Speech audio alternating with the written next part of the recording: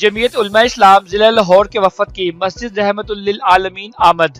اس وفد میں مولانا Amjad Khan deputy general secretary جمعیت علماء اسلام لاہور کے وفد نے خادم حسین رضوی کی وفات پر ان کے بیٹے سعد رضوی سے تعزیت کی۔ اس وفد میں صوبائی ڈپٹی سیکرٹری اطلاعات مولانا سلیم اللہ قادری، نائب امیر لاہور قاری عمران رحیمی، حافظ فہیم الدین، امیر لاہور سٹی افضل خان، عرفان شجاع بٹ، امیر JUI شیخوپورہ مولانا محمود الحسن قاسمی اور عبدالوہاب خان شامل تھے۔